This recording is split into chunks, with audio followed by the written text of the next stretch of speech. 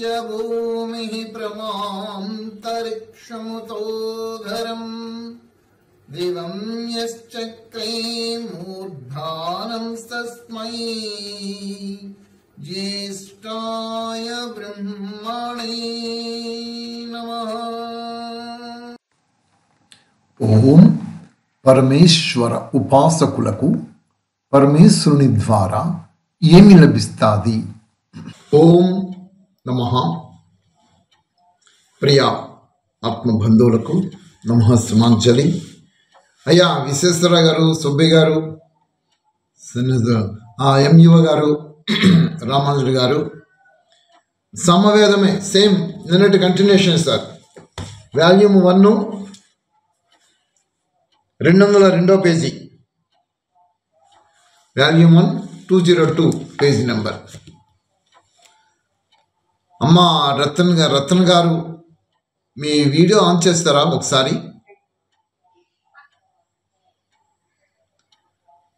రామాయణంలో 202 పేజీ కదా? 202 పేజీ సామవేదం. రామూర్తి గారు మీ దగ్గర వేదాలు ఉన్నాయండి? లేవు. అమ్మ రతన్ గారు మీ దగ్గర ఉన్నాయి మా వేదాలు? సరే, తీసారండి 202 పేజీ. నేను గ్రూప్లో పెడతాను సార్, చూడండి, ఫార్వర్డ్ చేస్తాను. అవి మీరు లోపల మీరు ఫీడ్ చేసుకోండి, లేదన్నా మీరు కొంచెం దాన్ని డౌన్లోడ్ చేసుకుంటే మీ సెల్లో ఉంటవి, మీరు రిఫరెన్స్ తీసి చూసుకోవడానికి దానికి బాగుంటుంది. నిన్ను చదువుకున్నటువంటిదే కదా సార్ ఇది, పరమాత్మను యజ్ఞస్తంభము వల్లే అది 202 కదా. దాని కంటిన్యూషన్ ఓం ప్రయోరాయని వీశతి యత్ మట్టో యస్తే వసోదాసాత్ సవీరం దత్తే అగ్న ఉక్త శంసీనత్మన సహస్ర శోషీణం అని చెప్పేసి మంత్రం వస్తుంది. దీని పదార్థం చదవండి సార్. నేను కూడా ఇప్పుడే చూశాను. సర్వాంతర్యామివి, అందరి నివాసకుడవగు అగ్నే జగన్నాయకుడవగు ఓ పరమేశ్వర, యః మర్తః, ఏ మనుష్యులైనను రాయే విద్య వినయము వివేకము మున్నగు ధనముల కొరకు, శ్రేష్ఠ సంతాన రూప ధనముల కొరకు, మరియు సువర్ణము మున్నగు ధనముల కొరకు నినీషతి, తాము ప్రగతి మార్గముపై నడుచుకొనవలనని పురుషార్థముతో నియమమనర్చుకొనదలచెదరో, మరియు యహ్తే, ఎవరు ఇతరుల కొరకు దాసతే ఆత్మసమర్పణమనర్చెదరో, సహా అట్టివారు తాము సహస్రయోషినిం, వేల కొలది నిర్ధనులకు ధనదానమనర్చుచు, మరియు వేలాది మంది అవిద్యగ్రహస్థులకు విద్యాదానముచే పరిపుష్టపరుచునట్టి వీర సంతానమును దత్తే పొందగలరు. ఇక్కడ ధనార్జన అన్నటువంటిది అక్యూములేట్ చేసి బ్లాక్ చేసుకోవడానికి ధనార్జన ఉద్దేశింపబడినటువంటిది కాదు అని, తను దాన ధర్మాలు చేసే ఉద్దేశంతో ఉండాలన్నటువంటిది ప్రధానంగా ధనం కోసమని కానీ వాళ్ళు కోరుకుంటే అది ఒకటి గోచరిస్తూ ఉంది సార్. అలాగే వాళ్ళకి వేలాది మందికి నిర్ధనులకు దానం ఇవ్వగలిగే పరిస్థితులు ఉండాలి. వాళ్ళు ఏదో నిర్ధనులు కదా, నాకేం సంబంధం లేదు, నాకేం పట్టింది, నాకు ధనం వచ్చింది కదా, నేను అక్యూములేట్ చేసుకొని కూర్చుంటాను అని కుచిత తత్వంతో ఉండకుండాను వాళ్ళు దాన ధర్మాలు, నిర్ధనులకు దాన ధర్మాలని అలాగా అనేక మందికి, వేలాది మందికి ఇవ్వగలిగినటువంటి పరిస్థితి నాకు అనుగ్రహించు తండ్రి అని చెప్పేసి నీ సర్వాంతర్యామని కోరుకునేటైతే అట్లాంటిది ధనాన్ని ఇస్తారు. అలాగే యోగ్యమైన సంతానములను ఇచ్చేటప్పట్లో వీరులను సంతానంగా పొందుపరుస్తాడని ఈ రకమైనటువంటి అర్థాలు ఇక్కడ గోచరిస్తూ ఉన్నాయి sir. Right, okay, right, okay. ప్రియ ప్రేక్షక మహాశయులు, ఆత్మబంధువులు, మీరు ఎవరెవరైతే వీడియోను చూస్తున్నారో మీ అందరికీ కూడా తెలియచేస్తున్నా, మీరు చేసేటటువంటి విధానాలలో భగవంతుని పేరుతోటి, దైవం పేరుతోటి ఏమి ఆశించి మీరు భక్తి చేస్తున్నారు ఆలోచించండి. మిమ్మల్ని మీరు ప్రశ్నించుకోండి. ఏమి ఆశించి మీరు ఆ దైవాన్ని ప్రార్థిస్తున్నారు? ఇక్కడ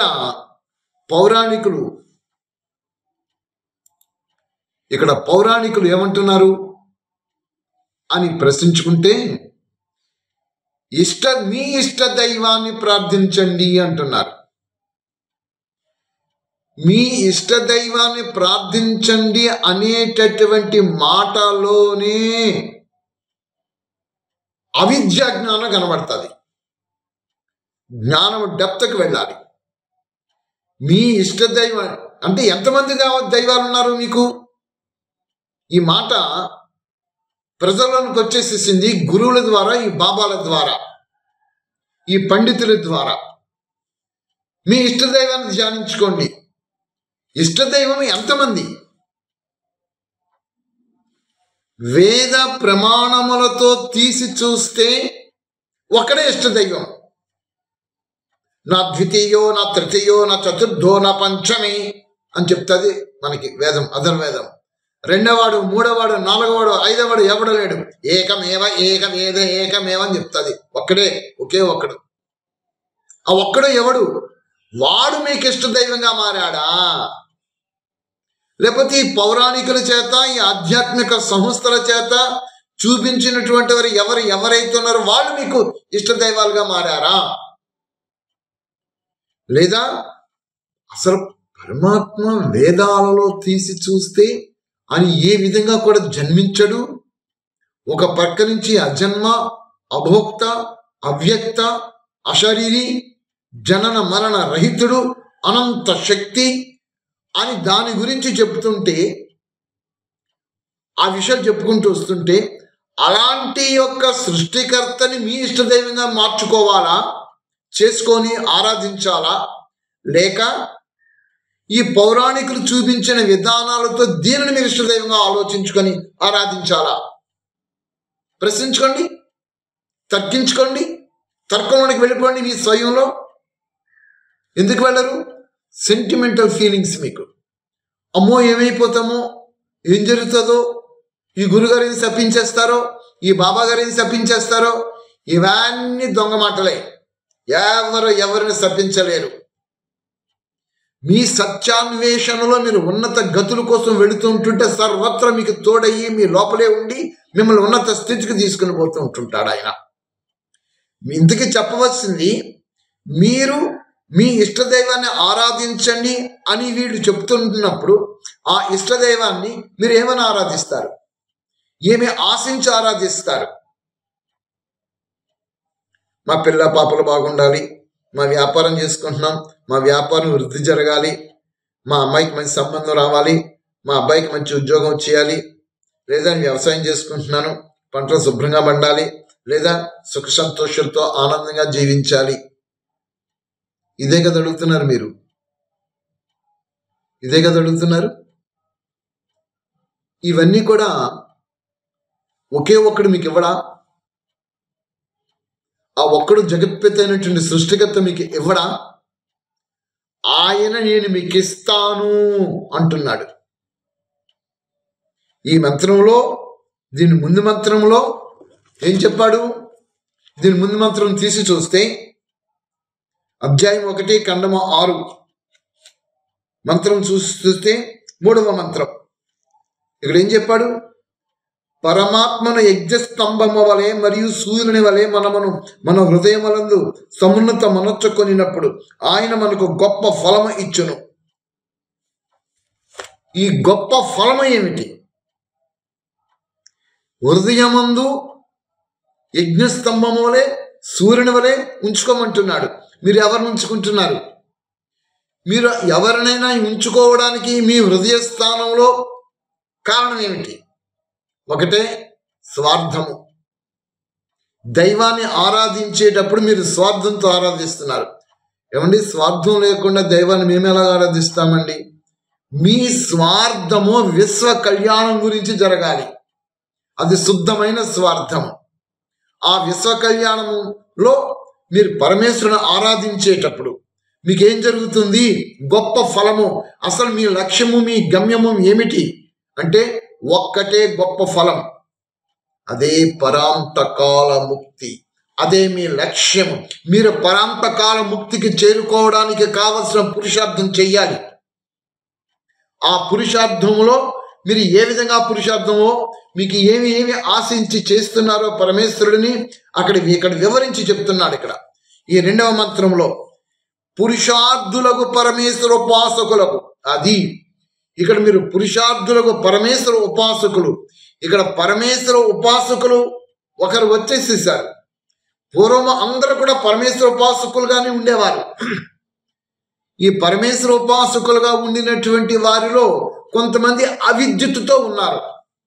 ఇక్కడ గమనించండి, అందరికీ వేదాధ్యానం రాలేదు, వేద సంస్కృతి, వేద విహిత కర్మలు చెయ్యలేదు. సృష్టి ప్రారంభం నుంచి వస్తున్నది. అవిద్యుత్తుతో భగవతత్వం గురించి తెలియకుండా మామూలుగా జీవనయాత్ర సాగించుకుంటూ ఉండేవారు. కొంతమంది దగ్గర ఈ వేద విద్య ఉండేది. ఆ వేద విద్యలో ఉండినటువంటి ఆ వేద విద్యలో పరమేశ్వరుడిని వీరు ఉపాసిస్తూ ఉండేవారు. దానికోసం పురుషార్థం చేస్తూ ఉండేవారు. ఆ విధమైన పురుషార్థం చేసేటటువంటి వారికి పరమేశ్వర ఉపాసకులకి ఇక్కడ ఏమిస్తున్నాడో వివరించి చెప్తున్నాడు. ఇక్కడ ఏమన్నాడు ఒక్కసారి చూడండి.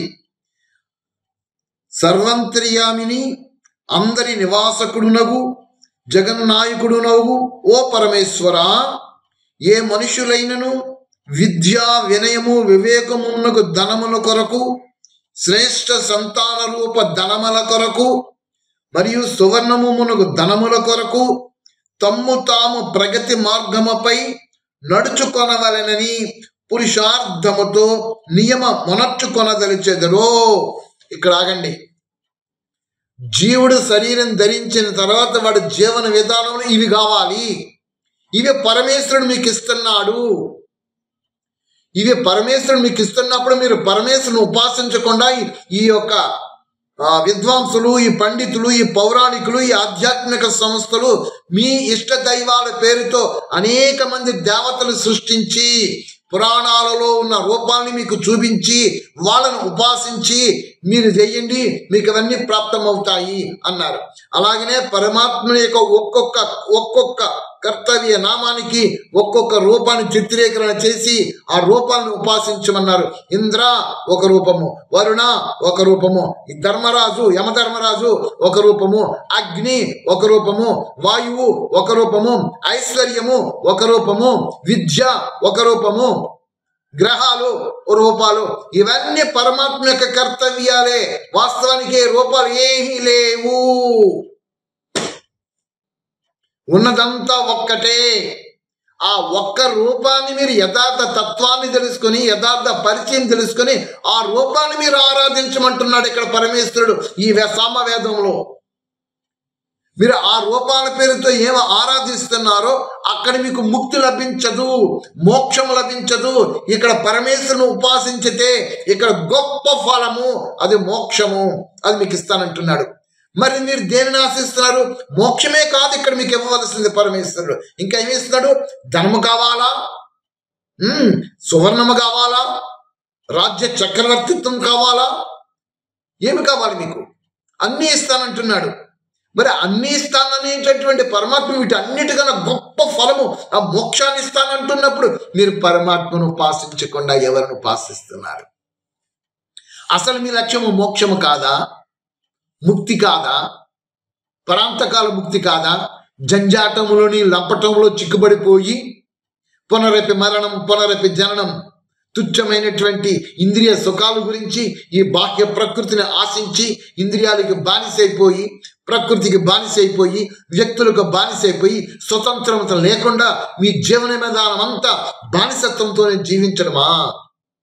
ఈ బానిసత్వం నుంచి బయటకు వచ్చి వేద విహిత కర్మలతో పరమేశ్వరుని ఉపాసిస్తే ఆయనే అన్ని ఇస్తానంటున్నాడు కదా. అర్థం చేసుకోండి. ఇక్కడ ఏమంటున్నాడు? పురుషార్థములో ఏ పురుషార్థము? ఇక్కడ పురుషార్థం అనగా సింపుల్ గా చెప్పేస్తున్నాను, చేసిన తప్పుని రిపీట్ అవ్వకుండా చేసుకోవడమే పురుషార్థం. ఒకసారి పొరపాటు జరిగింది, మళ్ళీ మీ లైఫ్లో పొరపాటు జరగకూడదు. అంటే ఏం కావాలి మీకు? విద్యా ప్రాప్తి కావాలి. ఆ విద్యను నేను ఇస్తానంటున్నాడు ఇక్కడ. ఆ విద్యను నేను ఇస్తున్నాను మీకు, మీరు ఆ విద్యను దూరం చేస్తున్నాను అంటున్నాడు. నెక్స్ట్ వర్షన్లో ఏమన్నాడు? నియమం అనర్చుకొనుదురు. ఏమి నియమం అనర్చుకొనుదురు?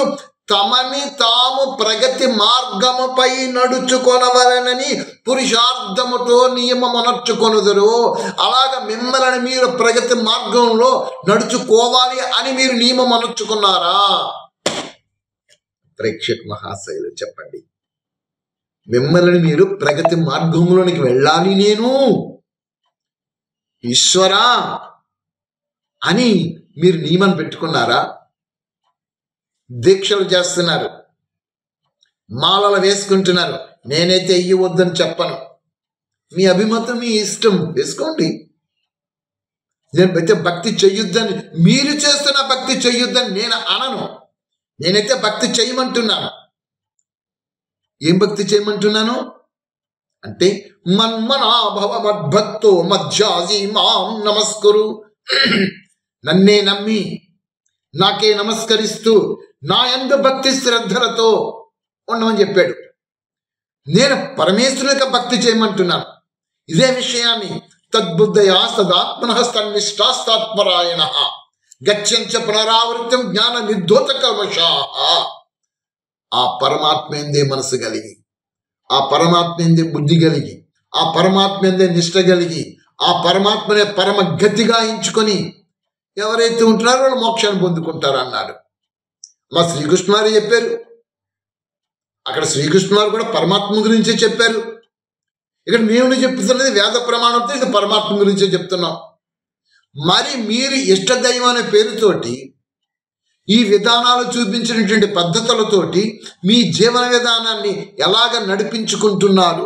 మీ లక్ష్యము, మీ గమ్యము ఒకటే కావాలి, అదే పరాంతకాల ముక్తి. ముక్తికి వెళ్ళాలి, మీరు మోక్షానికి వెళ్ళాలి. ఈ బంధనాలలో ఎందుకు చిక్కుకుంటారండి? ఇవేమైనా శాశ్వతమా? ఆలోచించండి ప్రియ ఆత్మబంధువులు, నా సోదర సోదరీమణులు, సత్యాన్ని గ్రహించండి. అదే చెప్తున్నాడు కదా, ఏమని? అసలు మిమ్మల్ని మీరు ప్రగతి మార్గంలో ప్రయాణం సాగించాలి, ఆ నియమములందు నేను ఉండాలి అని నిర్ణయించుకున్నారా? లేదో నలుగురితో నారాయణ కులంతో అలా సాగిపోతుంది, ఈ భక్తి చేస్తున్నాము, ఈ భక్తి వేషం వేసేసుకున్నాము, ఇవో మాలలు ధరించేసిస్తాము, మెడలో రుద్రాక్ష మాలలు వేసేసుకున్నాము, ఈ భుజాలకి ముద్రలు వేసేసుకున్నాము, ఈ తిలకధారణ చేసేసుకున్నాము, ఈ నామధారణ వేసేసుకున్నాము అని ఎవరిని మీరు మోసం చేసి మిమ్మల్ని మీరు మోసగింపబడిపోతున్నారు భక్తి పేరుతోటి. అది నిజమైన భక్తి కాదు, ఆత్మార్పణ. ఆత్మార్పణ ఇక్కడ ఏమన్నా ఒక్కసారి ముందు చూడండి కొంచెం. తమని తాము ప్రగతి మార్గముపై నడుచుకోనవలెనని పురుషార్థముతో నియమము అనర్చుకొనదలిచెదరో మరియు ఎవరు ఇతరుల కొరకు ఆత్మ సమర్పణమనర్చెదరో. మీరు ఏ పని చేసినా ప్రేమతత్వంతో చెయ్యాలి. అసలు ప్రేమ మీకు అలవాటు కావాలి. మీరు ఎవరిని ప్రేమించటం లేదు, మీ ప్రేమలో నటన ఉన్నది. మీ ప్రేమలో నటన ఉన్నది. ఎందుచేత మీరు నిజముగా ఎవరినైనా ప్రేమించినట్లయితే ఆ వ్యక్తి మీ ప్రేమకు బందీ అయ్యి, మీరు ఆ వ్యక్తికి బందీ అయ్యి, ఆ వ్యక్తి యొక్క విశ్వాసాలకి మీరు బందీ అయ్యి ఉంటూ ఉంటారు. అలాంటి వ్యక్తి మీకు వ్యతిరేకంగా జరిగితే, ఏమైనా కర్మలు క్రియలు చేస్తే, అప్పుడు మీరు ఏమంటారు తెలుసునండి?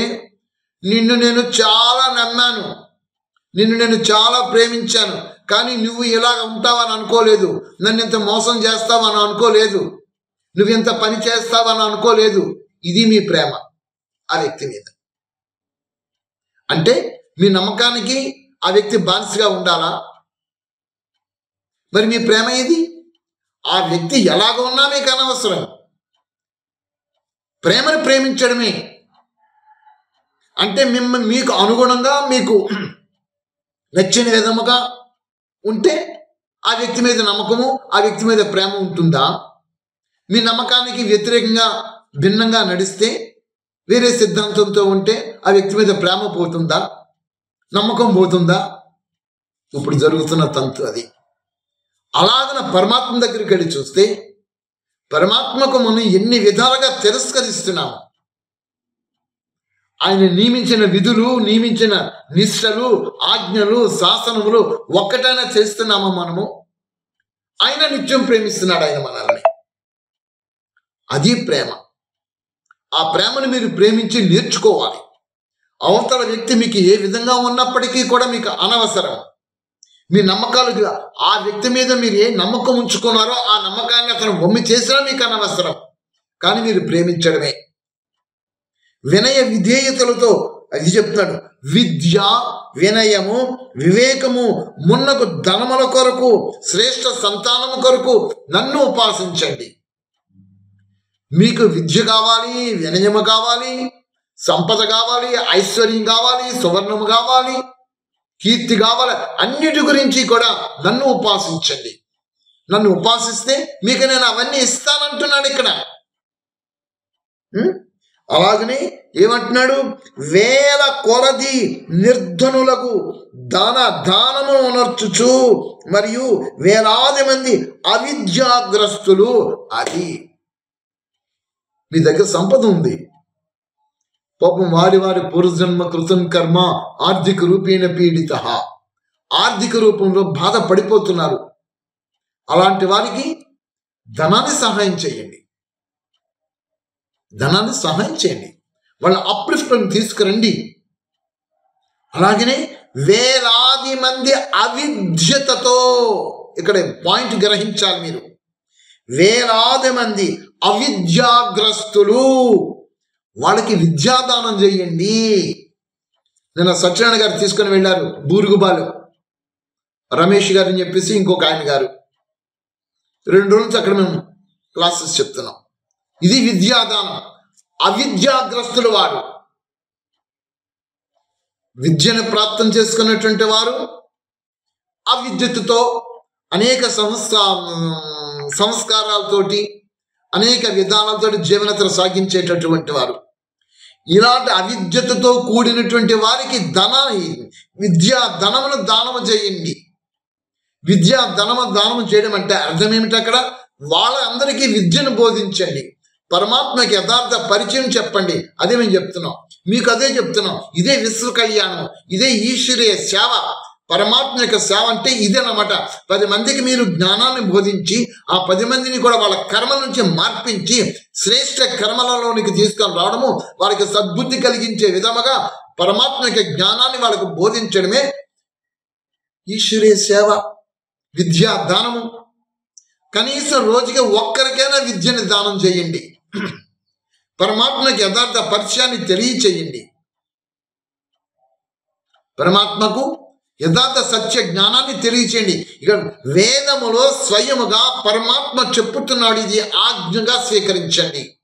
ఏమంటున్నాడు? వేలాది మంది అవిద్యగ్రస్తులకు విద్యాదానముచే పరిపుష్టిమనర్చండి. వాళ్ళ అవిద్యతతో అనేక విధాల సంస్కారాలతోటి రకరకాల జ్ఞానాలతో వాళ్ళు వెళ్ళిపోతూ ఉంటున్నారు. వాళ్ళెవరికి కూడా పరమాత్మకి యథార్థ పరిచయం తెలియటం లేదు. అలాంటి పరిచయం తెలియనటువంటి ప్రియ ఆత్మీయులకు అందరికీ కూడా మీ యొక్క విద్యను ఏదైతే ఇక్కడ మీరు ప్రాప్తం చేసుకుంటున్నారో పరమాత్మ యొక్క సత్య పరిచయాన్ని, ఈ సత్య పరిచయాన్ని వాళ్ళందరికీ తెలియచేయండి. వాళ్ళందరికీ విద్యాదానం చేయండి అని స్వయం పరమాత్మే చెప్తున్నాడు. చేయండి, విద్యాదానం చేయండి. నిన్న సత్యనారాయణ గారు, రమేష్ గారు వారు తీసుకొని వెళ్ళారు. అక్కడికి తీసుకుని వెళ్ళి అక్కడ పరిచయాన్ని, జ్ఞానాన్ని చెప్పించుకుంటూ వచ్చారు. తీసుకొని పరిచయం చెప్పి మొదట చాలా మంది వచ్చారు. నిన్న కూడా అందరూ అటెండ్ అయ్యారు. వారికి ఇంక సబ్జెక్ట్ పూర్తిగా ఏం చెప్పడం జరుగుతుంది? మొదటి రోజుని ఆత్మలెసన్, ఆత్మ గురించి పరిచయం చెప్పడం జరిగినది. నిన్నటి రోజున విష్ణువు, చెప్పమ్మా హజరత్ గారు, హ్యాండ్ రైజ్ చేసావు. హజరత్ లక్ష్మి గారు. నమస్తే సార్. అదే దేవుడు నీకు ఇస్తాను నన్ను అడిగితే అని ఈ మంత్రంలో చెప్పున్నారు కదా సార్. ఇప్పుడు మనము ఏంటే, ఇప్పుడు సపోజ్ మోక్షం కావాలి అని అనుకుంటున్నాం అనుకోండి సార్, ఆ మోక్షానికి ఏం కావాలో చేస్తేనే కదా దేవుడు మనకి మోక్షము ఇచ్చేది. ఇంకా అది ఏమీ చేయకుండా నాకు మోక్షం కావాలి అనుకుంటా ఉంటే ఇచ్చేస్తాడా సార్? రాకమ్మ ఎవడమ్మా? అమ్మా నాకు అన్నం పెట్టు అని అన్నాను. ఏమ్మా అన్నం పెట్టావని అన్నాం. అన్నం పెట్టాడంటే నువ్వు అన్నం పెట్టావమ్మా, మరి నేను అన్నం తినాలి కదా. తినకుండా నాకు అన్నం పెట్టమంటే మళ్ళీ అంటే అది ఎలా బాగుంటుంది? నేను తినాలి. అలాగనే భగవంతుడిని ఏమి అడుగుతున్నామో అడిగిన దాని క్రమానుసారంగానే మనం అనుష్ఠానం చెయ్యాలి. అనుష్ఠానం చేస్తేనే అది మనకు సిద్ధిస్తుంది. భగవంతుడిని ఏమి అడుగుతున్నామో అడుగుతున్న దాని ప్రకారంగా మనం అనుష్ఠానం చేయకుండా మనం ఇంకోటి ఏదో చేసుకుంటూ పోతే అది ఎప్పటికీ సిద్ధించదు. ప్రసక్తి లేదు. ఇప్పుడు మరి మనము చేసిన దానికే కదా ఫలం ఇస్తాడు భగవంతుడు. ఇంకా దేవుడే ఇచ్చినట్టు ఎలా అవుతుంది? మనం చేస్తేనే వస్తుంది. అప్పుడు చేసిన దానికి వస్తుంది అని, మీరు చేస్తున్న దానికి ఫలితం ఇస్తున్నాను అని అన్నాడు. మరి ఏమి చెయ్యాలో మీకు జ్ఞానం కావాలి కదా. ఏమి చెయ్యాలో మీకు జ్ఞానం కావాలి కదా. కామ్యకర అది ముందు, అందుకే జ్ఞానం ఇచ్చాడు. మొట్టమొదట పరమేశ్వరుని మనం ఏదో చూపించినట్టు అపారమైన దయ, కృప ఏదైనా అనుకోండి, ఏమిటంటే మొదట మనకి జ్ఞానాన్ని ప్రసాదించాడు. ఆ జ్ఞాన ప్రకారంగా నడవమన్నాడు. ఆ జ్ఞానము మనకి ఇచ్చిన తర్వాత జ్ఞానంలో ఏమన్నది? ఇదిగో 2 మార్గాలు చూపిస్తాను అబ్బాయి, ఈ మార్గంలో వెళితే నీకు సమస్యలు, పరిస్థితులు, కష్టాలు, దుఃఖాలు అన్నీ నీ మీద పడతాయి. ఈ మార్గంగా వెళ్ళావనుకో, ఈ మార్గం వెళ్తే నువ్వు అత్యంత ముక్తికి, పరాంతకాల ముక్తికి వెళ్ళిపోతావు. కాబట్టి ఈ పరాంతకాలాన్ని ముక్తికి వెళ్ళేటటువంటి జ్ఞానము ఇక్కడ పెట్టాను. నువ్వు దుఃఖాలతోటి, సమస్యలతోటి, పరిస్థితుల్లో కష్టాన్ని, దుఃఖ భారంగా నీ జీవితం సాగించుకునేటువంటి ఆ కర్మల తాలూకా విధాన జ్ఞానం కూడా పెట్టాను. ఇప్పుడు నువ్వేం చేయాలి? ఈ మార్గం గుండా వెళ్తావా, ఈ మార్గం గుండా వెళ్తావా? ఈ మధ్యన జ్ఞానం ఉంది కాబట్టి ఈ జ్ఞానం నువ్వు తెలుసుకో. ఈ జ్ఞాన ప్రకారంగా చెయ్యి, నీకు అన్ని ఇచ్చేస్తాను నేను. నువ్వు తప్పు చేసినా నేను ఫలితం ఇస్తాను, మంచి చేసినా ఫలితం ఇస్తాను, నీ ఇష్టమే అని జ్ఞానం చెప్పాడు. ఈ జ్ఞానం ఇచ్చిన తర్వాత ఇప్పుడు ఎలాగ నడుచుకోవాలి మనం ఆ విధంగా నడుచుకోవాలి. మన ఇష్టమే, స్వతంత్రం మనకి ఇచ్చేసాడు కదా. అంటే ఈ మంత్రం కొద్దిగా పౌరాణికులు చెప్పినట్టుగా అన్ని నేను ఇస్తాను అనేసి, అంటే అది జ్ఞానంతో చెప్పమ్మా. అదే జ్ఞానంతో మీరు నడుచుకుంటేనే మీకు వస్తది అని అన్నట్టుగా కొంచెం ఈ అర్థమయ్యేలాగా లేదనమాట ఇక్కడ. అందుకని పౌరాణికులు చెప్పినట్టుగా నేను ఇస్తాను అన్నట్టుగా అర్థం వచ్చేసింది సార్. పౌరాణికులు చెప్పిన ప్రకారంగా నేను ఇస్తాను అన్నది ఇక్కడ. ఒక్కసారి ముందుకు రా. సర్వంతర్యా పౌరాణికులు చెప్పిన ప్రకారంగా నేను ఇస్తాను అన్నది ఇక్కడ. ఒక్కసారి ముందుకు రా. సర్వంతర్యామియగు, అందరి నివాసకుడగు నవ్వు, అందరి నివాసకుడు నవ్వు, జగన్నాయకుడు నువ్వు ఓ పరమేశ్వర. ఏ మనుష్యులైనను విద్య, వినయము, వివేకము, మున్నగు ధనముల కొరకు, శ్రేష్ఠ సంతానము కొరకు, శ్రేష్ఠ సంతాన రూప ధనముల కొరకు, మరియు సువర్ణము మున్నగు ధనముల కొరకు తమ్ము తాము ప్రగతి మార్గముపై నడిపించుకొనదలిచిన వారు, నడిపించుకొనవలనని, ఇవన్నీ కావాలి అంటే తమని తాము ప్రగతి మార్గము. ఏమిటి ప్రథమ ప్రగతి మార్గము? జ్ఞాన మార్గము. జ్ఞాన మార్గములో నేను నడవాలి. జ్ఞానం వచ్చినప్పటికీ ఏం జరుగుతుంది? ఏ కర్మ చేస్తే నన్ను బంధిస్తాది, ఏ కర్మ చేస్తే నన్ను సుఖపెడతాది, శుభ ఫలాలు ఇస్తుంది, ఈ విధమైన కర్మల తాలూకా విశేషతలు అన్నీ కూడా ఈ ప్రగతి మార్గం అనే జ్ఞానంలో నాకు బాధపడిపోతాయి. ఆ దాని ప్రకారంగా నా జీవితాన్ని నేను నడిపించుకోవాలి. నాకు ఐశ్వర్యం కావాలా, సువర్ణము కావాలా, శ్రేష్ఠ సంతానం కావాలా, ఏమి కావాలి? నాకు ఏమైనా కావాలంటే నన్ను నేను ఉద్ధరించుకోవడానికి, ప్రగతి మార్గముపై నన్ను నేను నడిపించుకోవడానికి ఏం చేయాలి నేను అంటే పురుషార్థ రూపములో నియమమనర్చుకొనవలెను. పురుషార్థము, ఇక్కడ పురుషార్థ రూపములో ఏమి ఏమి నియమములైతే ఉన్నావో, ఏమి ఏమి నిష్టలైతే ఉన్నావో అవన్నీ నేను పట్టుకోవాలి. తద్బుద్ధయా సదాత్మనః సన్నిష్టాస్తాత్మరాయణః గచ్చంచ పునరావృత్తం జ్ఞాన నిర్ధూత కల్మషాః. ఆ పరమాత్మ ఎందే నిష్ట కలిగి, ఆ పరమాత్మ ఎందే బుద్ధి కలిగి, ఆ పరమాత్మ ఎందే సర్వము సమర్పించుకొని ఏ నిష్టలు, ఏ నియమములు ఇతరులను పెట్టుకుంటున్నావో అవన్నీ ఆయన వైపే తీసుకొచ్చేయాలి. ఎందుకు తీసుకురావాలి అంటే నాకు మోక్ష ప్రాప్తి. ఎందుకు తీసుకురావాలి? నాకు ఐశ్వర్యం కావాలన్నా, ధనము కావాలన్నా, సువర్ణం కావాలన్నా, శ్రేష్ఠ సంతానం కావాలన్నా, ఇవన్నీ ఎందుకు? నేను జీవయాత్ర సాగిస్తున్నాను కాబట్టి, ఈ జీవనయాత్ర సాగిస్తున్నాను కాబట్టి ఆయన నియమించిన నియమములతో నేను జీవనయాత్ర సాగిస్తే ఆటోమేటిక్గా నాకు అవన్నీ వచ్చి పడిపోతాయి. ఆ విధంగా చట్టం ఫ్రేమ్ బిగించాడు ఆయన. ఎవరైతే ఈ నియమములతో జీవనయాత్ర సాగిస్తారో వాళ్ళకి అవన్నీ ఆయన దగ్గర నుంచి ఆ చట్టం లోపల వచ్చేస్తుంటుంటవి. ఆ నియమానికి భిన్నంగా నడిచినట్లయితే ఇదిగో సమస్యలు, కష్టాలు, బాధలు అవి వచ్చేస్తాయి. మధ్యన ఇప్పుడు మనం ఉన్నాం, ఇప్పుడు మన ఇష్టమే. అంతేకాకుండా ఈ నియమం నిష్టలతోటి ఎవరైతే పరమాత్మకు శరణాగతమైపోయి జీవనయాత్ర విద్యను ఆర్జించి జీవిస్తున్నారో అలాంటి వారికి కూడా ఒక విశేషమైన కర్తవ్యాన్ని బోధిస్తున్నాడు ఇక్కడ పరమేశ్వరుడు. ఆ విశేష కర్తవ్యం ఏమిటంటే వేలాది మంది అవిద్యాగ్రస్తులు, అంటే విద్యని ప్రాప్తం చేసుకోలేనటువంటి వారు, అవిద్యలతో మూఢ విశ్వాసాలు, మూఢ ఆచారాలు, సాంప్రదాయాలు, ఈ పౌరాణికులు చూపించుతున్న విధానాలతోటి వేలాది మంది ఎవరైతే ఉన్నారో వాళ్ళందరికీ విద్యాదానం చెయ్యండి అని అంటున్నాడు. చెయ్యండి అమ్మా. ఇప్పుడు మీరు చేస్తున్నారు కదా, అదే చేస్తున్నారు కదా, చెయ్యండి. వేలాది మందికి పరమాత్మకి యథార్థ సత్య పరిచయాన్ని తెలియచేయండి. అలాగ తెలియచేస్తే ఇప్పుడు భావార్థం ఏం చెప్తున్నాడు? పురుషార్థములకు పరమేశ్వర ఉపాసకుడు యోగ్య సంతానములను, విద్యా ధనము, చక్రవర్తి రాజ్యము, మోక్షమునగు అనేక విధములుగా ఐశ్వర్యములు పొందగలుగుదురు. అది ఫైనల్ గా మోక్షము ఇచ్చేస్తాడు.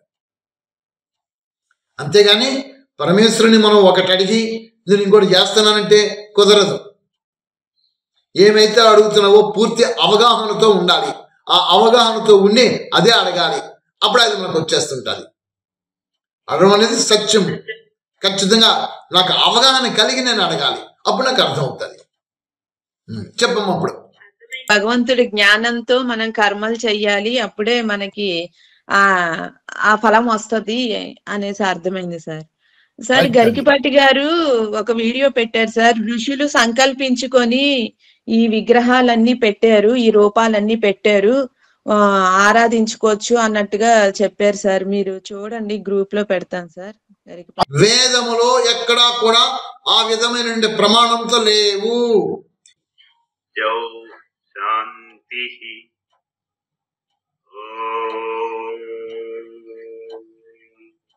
అంతరిక్షగం శాంతి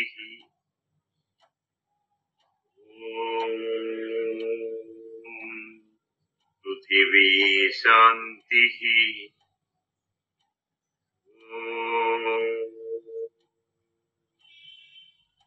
ఆపః శాంతి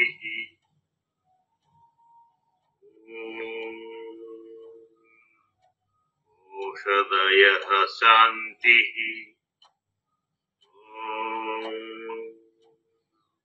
వనస్పతయః శాంతి విశ్వే దేవాః శాంతి బ్రహ్మ శాంతి సర్వగం శాంతి శాంతిరేవ శాంతి